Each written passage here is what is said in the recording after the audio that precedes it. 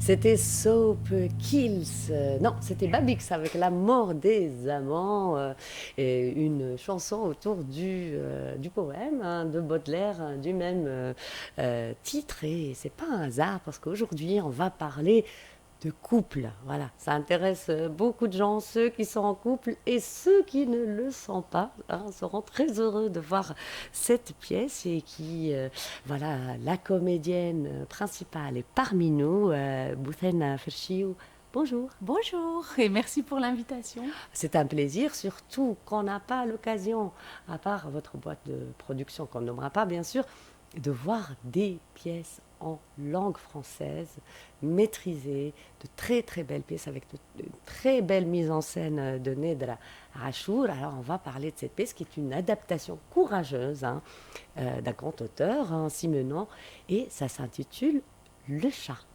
Alors comment vous avez choisi ce roman spécifiquement? Alors, merci pour l'invitation. Effectivement, Le chat, c'est une adaptation de l'œuvre de Georges Simenon qui a déjà été reprise au cinéma dans les années 70 avec deux monstres du cinéma français qui sont Simone Signoret et Jean Gabin. Rien Donc, que ça. effectivement, il y avait un risque de comparaison, mais on a fait quelque chose de tellement différent que la comparaison Justement, n'est on en pas parlait vraiment tout possible. à l'heure parce que j'ai pas reconnu. Ça me disait quelque chose, mais c'est très différent du film. C'est pas meilleur, c'est pas moins bon. C'est juste une autre adaptation et c'est ça la richesse de l'adaptation. En Oui, fait. absolument. Déjà, au niveau du texte, le texte est inspiré à la fois du livre et du film. Le film est très différent du livre, déjà. Et donc, nous, on a essayé de prendre un petit peu des deux. L'histoire est la même, bien sûr. C'est l'histoire du couple, très amoureux au départ,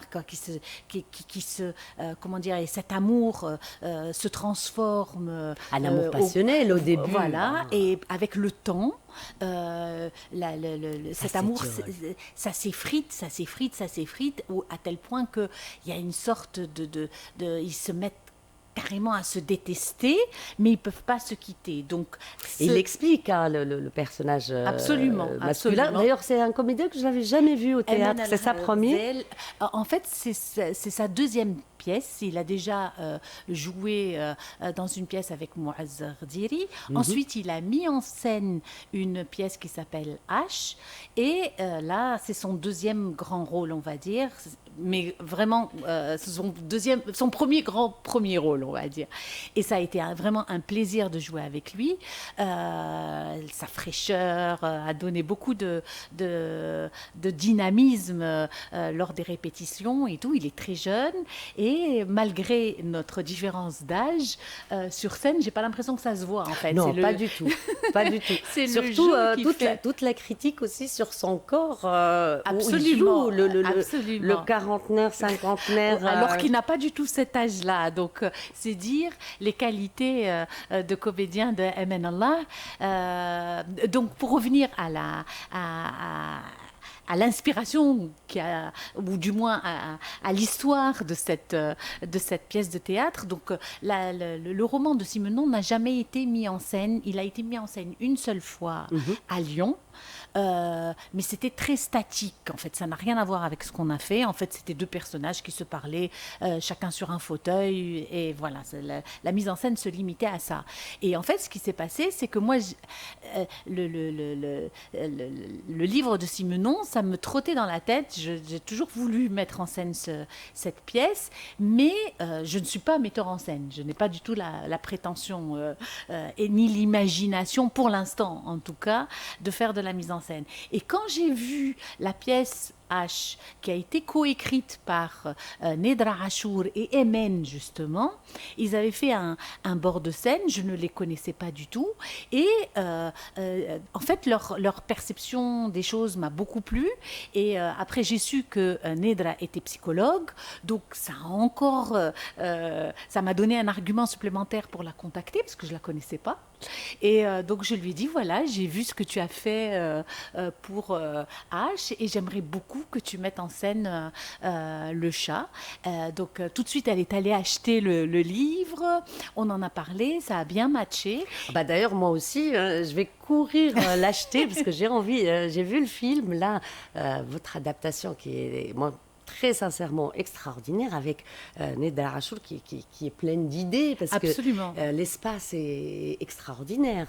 Oui, comment elle a été et très. En fait, elle a pris le temps de réfléchir et je me souviens très bien, on se connaissait encore très peu et elle nous avait fait un exposé de comment elle voyait avec des images, etc. Et 3 grandes fenêtres qui donnent sur l'aurore de la ville. Absolument. Et vraiment, ce qui a été fait, c'est vraiment l'imagination de Nedra Achour. C'est-à-dire que le producteur, la production lui a donné libre cours en lui disant fais-toi plaisir et fais plaisir à ton imagination. Et vraiment, on a appliqué vraiment ce qu'elle avait imaginé. Donc, ça n'a pas été simple parce que... C'est original, mais c'est ça qui est extraordinaire. Oui. Ça veut dire voir une pièce qui ne ressemble à aucune autre, en tout cas pour ce que j'ai vu, que ce soit en Europe ou en Tunisie, ça c'est la vraie création, c'est ça qui est intéressant. Oui, c'est ce qui fait plaisir en fait. En fait, en créant cette boîte de production avec mon mari, on voulait vraiment d'abord garder un axe qui est la francophonie. Parce qu'il est français, je suis tunisienne, donc voilà.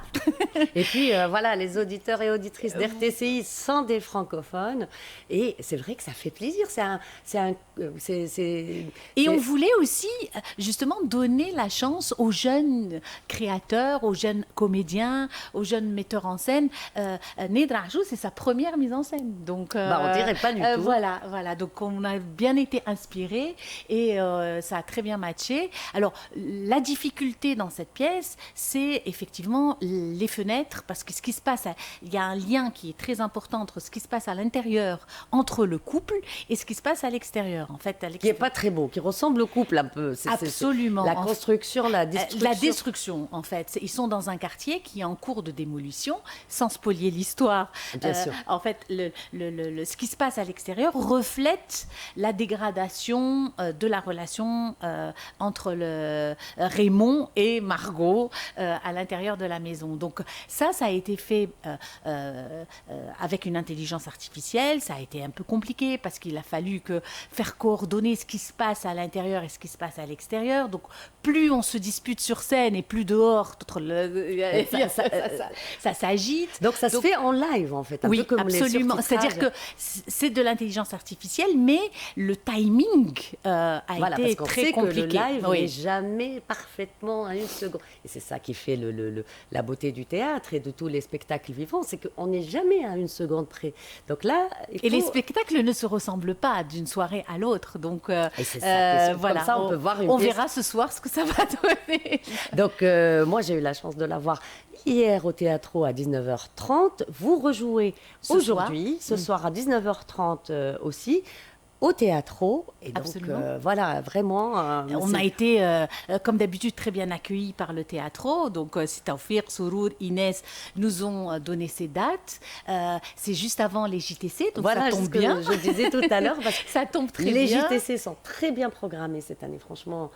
On a l'embarras du choix, hein, absolument. Vraiment, c'est très bien. Alors, être juste avant, c'est très bien. C'est très bien aussi, parce qu'il n'y a pas que ce moment du festival où le théâtre vit, et c'est grâce à vous, grâce à beaucoup de metteurs en scène, metteuses en scène, des comédiens, et on sait que le théâtre c'est l'enfant pauvre des arts, hein, ça coûte cher, et en même temps... Mais l'avantage, c'est que je trouve qu'en Tunisie, quand même, il y a beaucoup de jeunes réalisateurs, de jeunes metteurs en scène, de jeunes comédiens, il y a une génération là qui monte, et on est très content parce que plus il y a du monde, plus ça crée une dynamique, donc on est content d'avoir autant de collègues de sa génération, etc. Bon, on respecte beaucoup les anciens, c'est tout à fait normal, c'est eux qui nous ont tout appris.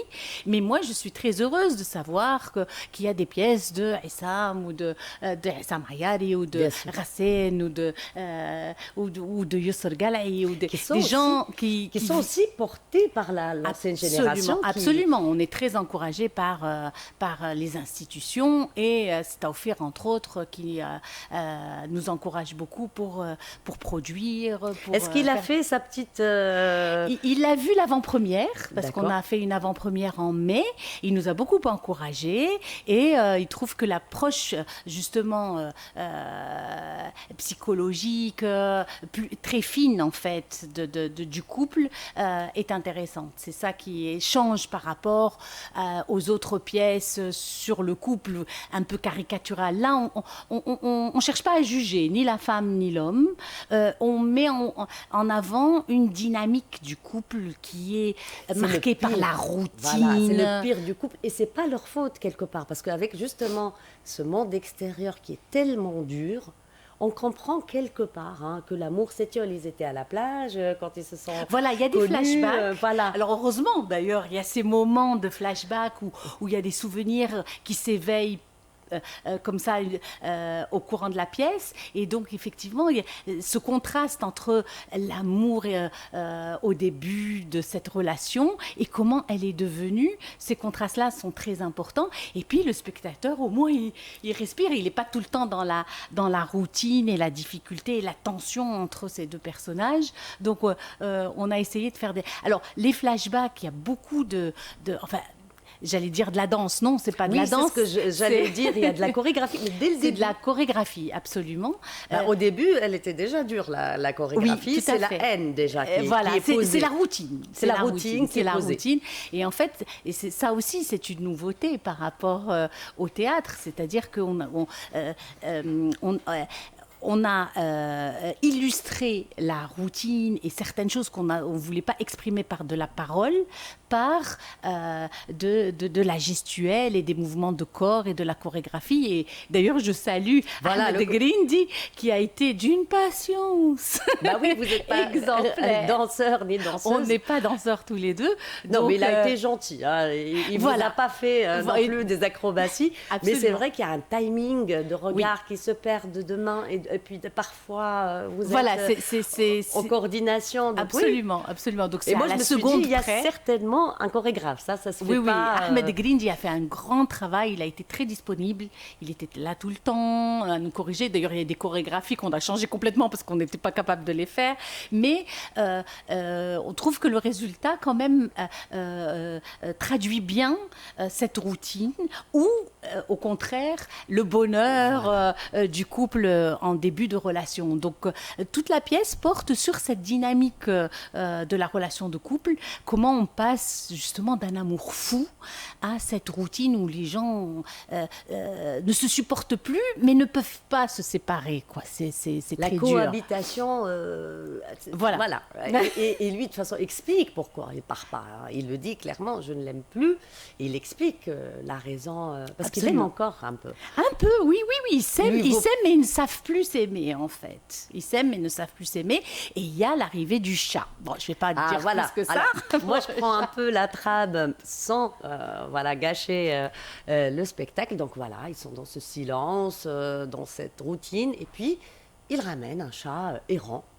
Et là, les mots d'amour explosent pour ce chat. Et elle commence à être un peu jalouse. Oui, un peu beaucoup, effectivement. Donc, en fait, le chat va cristalliser cet écart et la distance qu'il y a entre eux, en fait. Donc, lui, il se met à choyer et il a beaucoup, effectivement, de mots d'amour et d'attention pour ce chat, alors qu'avant, justement, cet amour-là, il le lui donnait à elle et cette attention, il le lui donnait à elle. Donc, elle est folle de rage, quoi. Elle est folle de rage. Et puis les femmes sont jalouses. Et les femmes sont jalouses. Si tu as de l'amour, donne-le à ta femme au lieu de trouver une échappatoire. Alors, il y a des couples qui connaissent ça. Alors, récemment, j'ai discuté avec des amis et c'était l'inverse. C'est-à-dire que c'est l'homme qui était jaloux de l'animal de sa femme. Donc,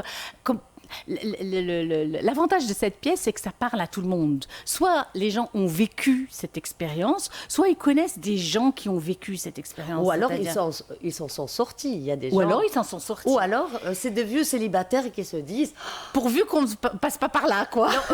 Non, heureusement qu'on a fui quand la routine s'est étiolé. Et puis il y a la solitude quand on est à deux. D'ailleurs, les couples commencent à s'effriter souvent quand ils se sentent seuls alors qu'ils sont à deux.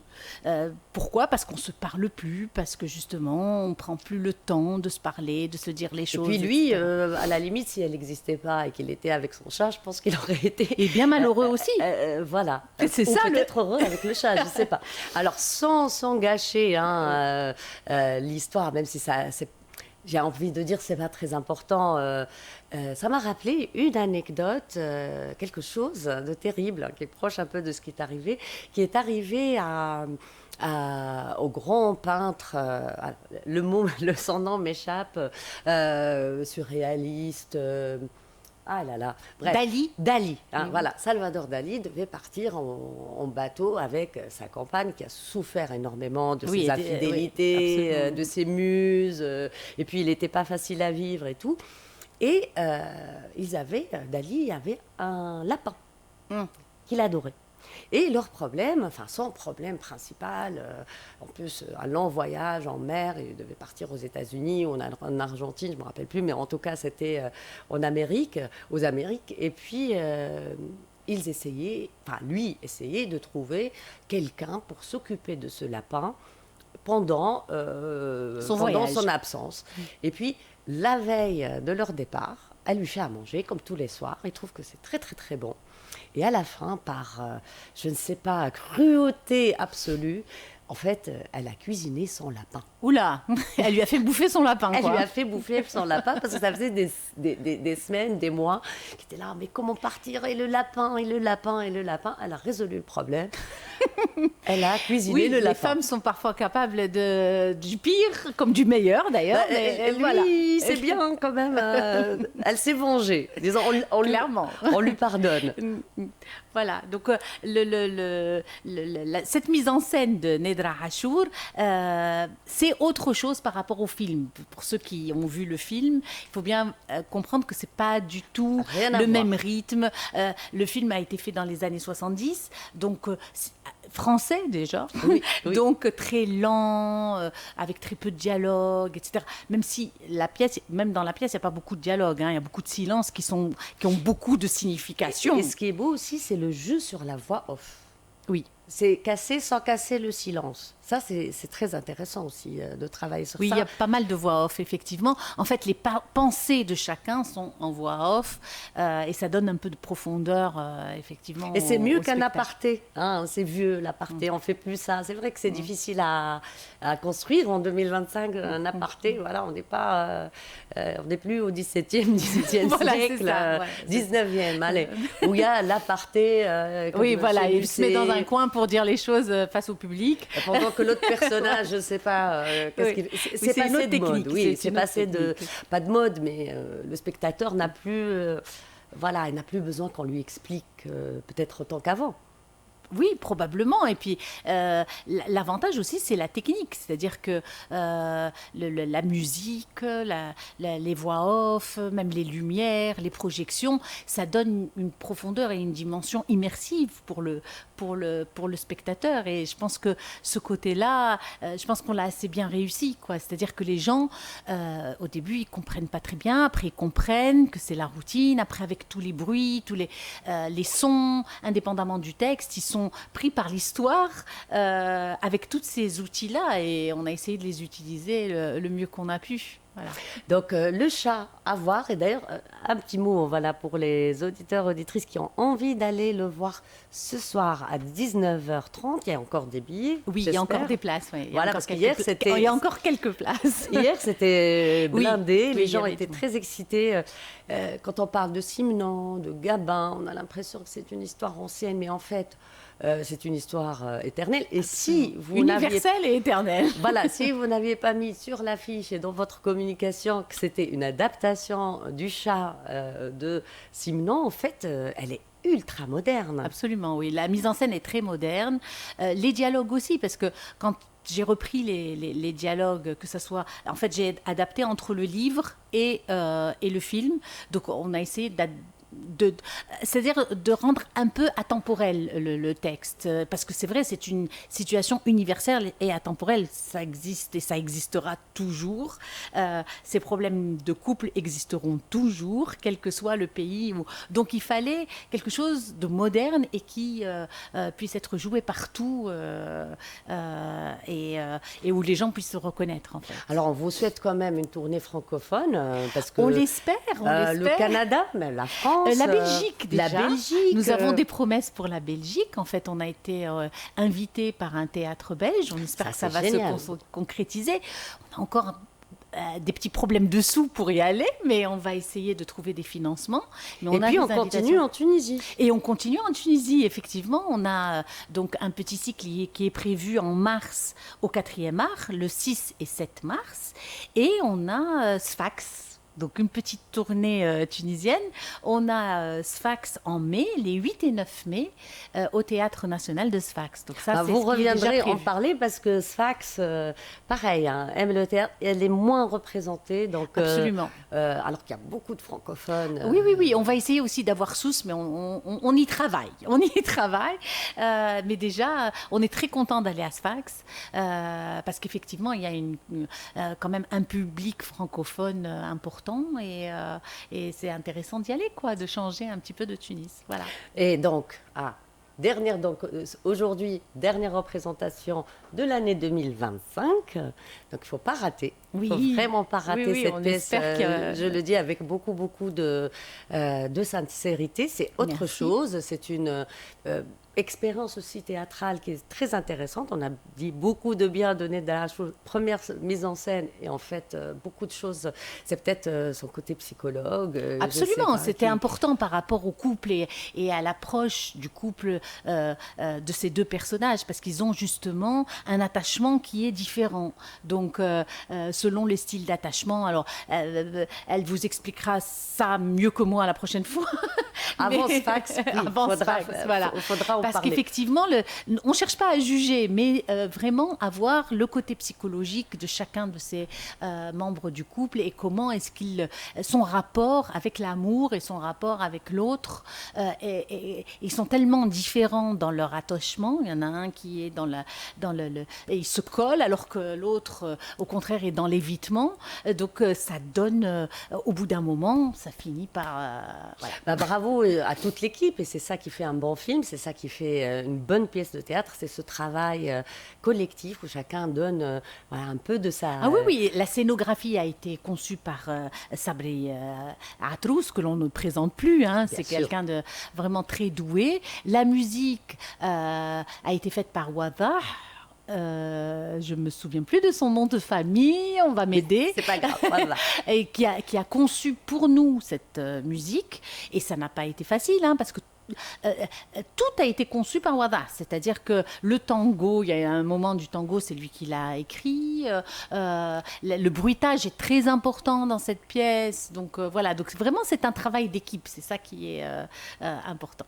Écoutez, Boussène Felchiou, merci d'être venu aujourd'hui nous présenter cette pièce, et surtout à ne pas rater pour notre public francophone. Et puis je vous ai fait un petit cadeau pour toute l'équipe du Chat, une programmation qui tourne autour de l'amour malheureux, parce que sinon les poètes n'écriraient pas. Quand on est heureux, on n'écrit pas. Avec Lulu Van Trump, L'enfer avec toi, Léo Ferré, La solitude, Axel Red, Parce que c'est toi, il y a des hauts et des bas, Jacques Brel, Quand on n'a que l'amour, et Jean Ferrat, Que serais-je sans toi? Oh, super, merci beaucoup. Merci pour l'invitation et à la prochaine, j'espère. Sans faute. Merci.